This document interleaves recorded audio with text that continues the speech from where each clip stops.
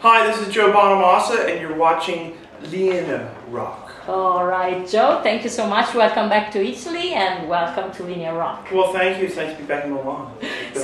We're in Milan for your show tonight, and we're happy to have you back. Always a pleasure. Italy loves you. Pleasure's always mine. Okay, so you were born in New York, but now you still live in Los Angeles, is that correct? 10 years I've lived in Los Angeles. Right. I'm very happy with it.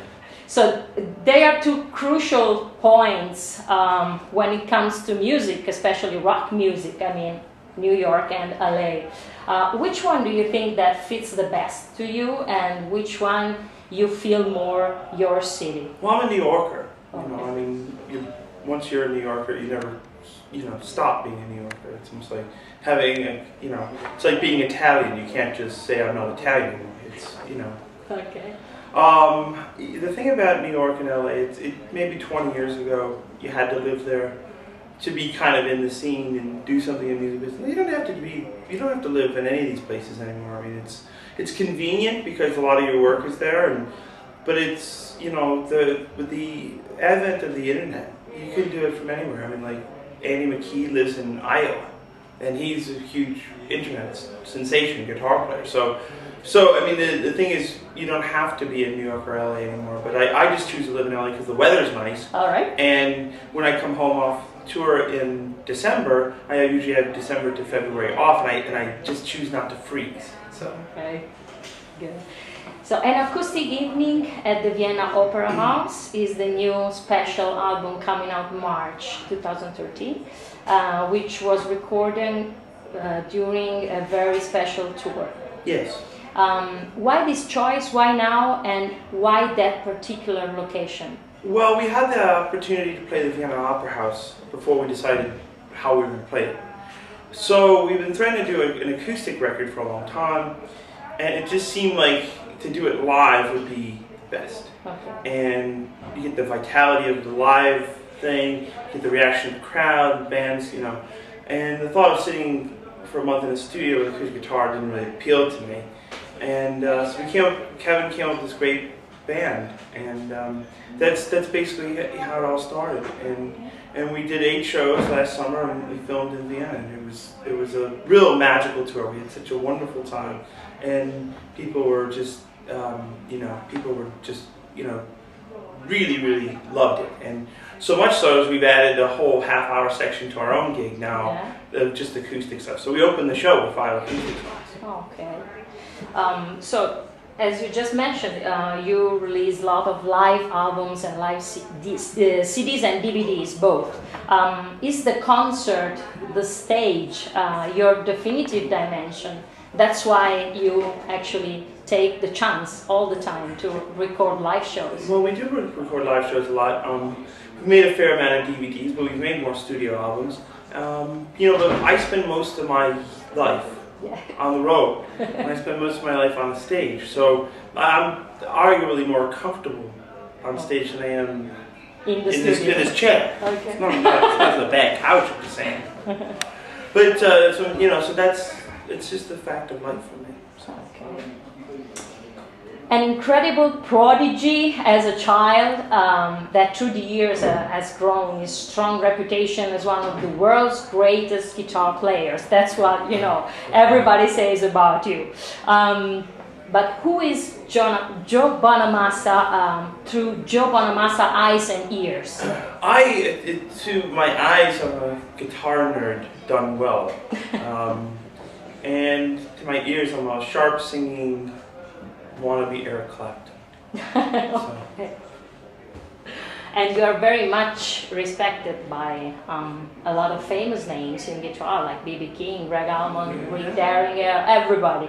Can this be a big responsibility to live for you, or you just feel, that's... I find, I count some of my musical heroes, my friends, and that's one of the strangest things in the world to, call Ian Anderson my pal because I am such a fan, But for me, it's just how you look at it, and I'm just a music fan like anybody else. That's how I got into it.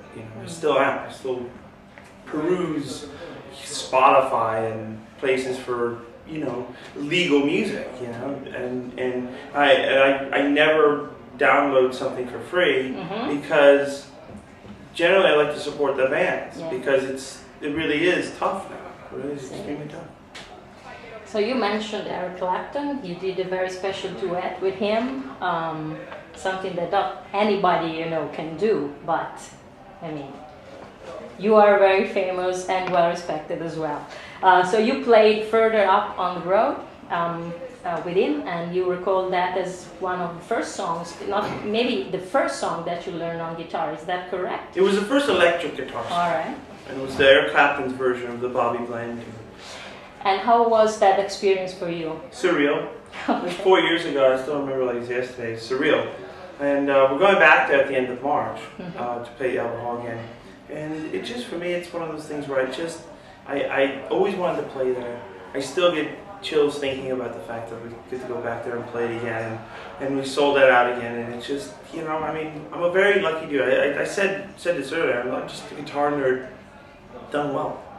You know, who's very lucky to have extremely generous fans, extremely loyal fans that have put me in this position. Not this general position, this couch, but I'm saying in life. And which was the first thing that came to your mind when you actually saw Eric coming on stage? I can't believe I pulled this off. That was exactly what I thought. I go, I can't believe I pulled this off. And then, like, it's one of those things. It's like, but there he was. You know? Great. And how the Black country community experience influenced and affected or changed your writing and playing? Well, you can't help but be a better singer around Glenn Hughes. You can't help be a better songwriter around Glenn Hughes. You can't help but be a better musician around Derek Sherinian and Jason Vaughn. You just have to elevate your game because those guys are so world class and so strong themselves, you know. And my time in that band was really thrilling. It was a great, great experience. And still is. Well, it's kind of on hiatus at the moment, but yeah, it's a great experience. Okay. Rock roots are in the blues, or at least that's what has been said in the last 60 years. Do both genres have different meanings to you? Both genres? Yeah, I mean rock and blues. Well, a lot of it cross-pollinates. Okay. You know, a lot of music cross-pollinates for me. You know, and blues is a certain definition. I have a very liberal definition of the blues. It's very, Zeppelin is blues, and Charlie Patton is blues, and the Black Keys are blues. I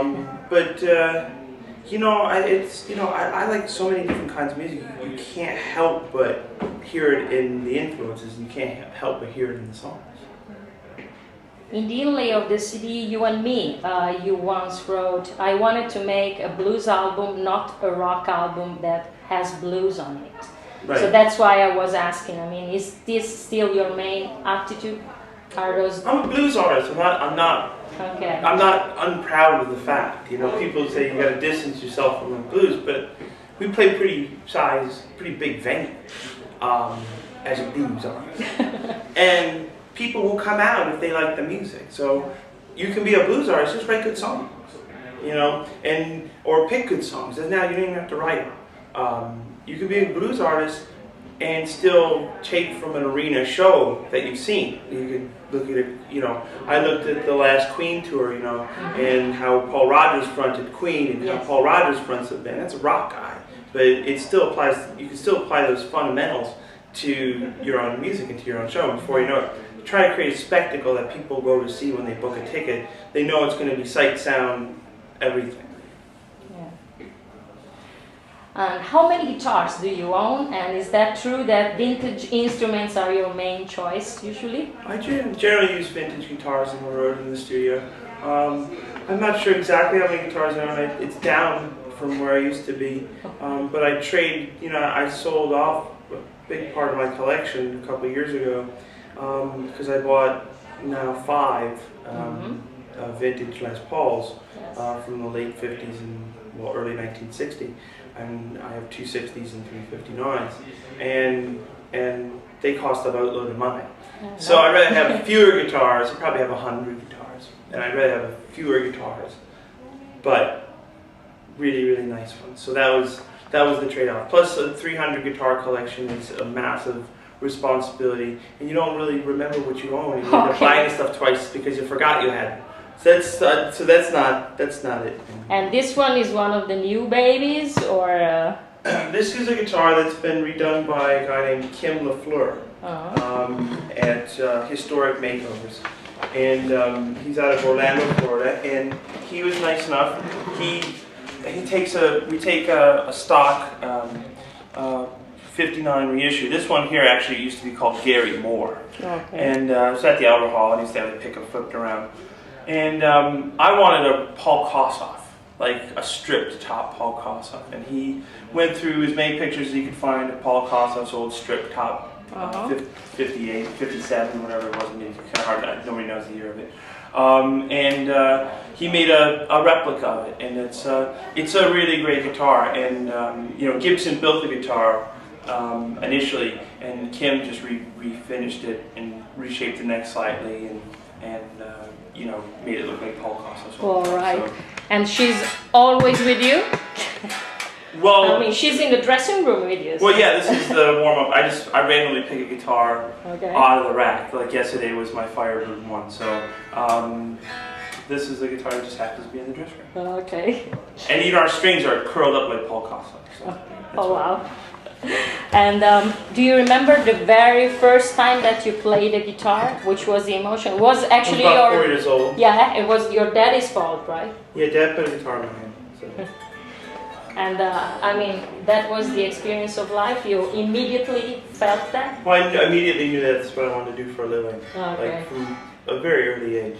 I knew I wanted to play guitar, figure out a way to channel this passion I had for this instrument into the fact that I didn't like to get up early, even for school. I've never been a morning person. So the way to have a job and not be a morning person is either work the second or third shift in a factory like my father did, or figure out a way to make a living playing music. And luckily, I figured out a way to play music. How hard did you work, or it's just a matter of talent that you have to naturally? It's 90% hard work, 10% talent. Okay. That's really true. So, virtuoso technique or big heart and soul, which is the winning recipe for Joe? B.B. King all the way. Okay, that's the answer, always. B.B. King or Yngwie Malmsteen? Oh! B.B. King for me. Okay. Not to say Yngwie Malmsteen isn't a great guitar, it's a whipping guitar, probably one of the best ever. But the music, B.B. King, when he plays one note, that hits my soul. Let's talk about 2010 Black Rock album and this world music vibe featuring great musicians. How this came about, and will you ever do something like this, maybe with Italian musicians to pay tribute, to your surname? Bring it on, man. Let's do it. You would do it? Yeah, I would do it. It just you can't manufacture those things, You just want to be able to do these things kind of organically. The Greek thing just happened to be recording in Greece, and they were a ferry boat ride from Athens, and it all worked out. Was that your idea, or some? Kevin Shirley's idea. Kevin Shirley. Okay. Is Kevin Shirley like a brother for you at this point? Yeah, he's a family member. Kevin and I were neighbors. We lived close. We live a mile away. Yeah, he's like a second dad, and he's a real huge figure in my life, both personally and professionally, and we, it's like the natural order of things. I play the gigs, Kevin makes the records. That's the deal.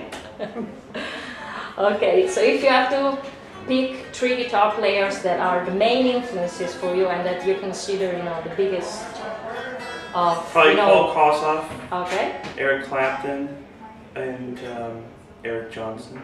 If you got to throw in some Jeff Beck, you got to throw in Peter Green, you got to throw in Rory Gallagher. Okay.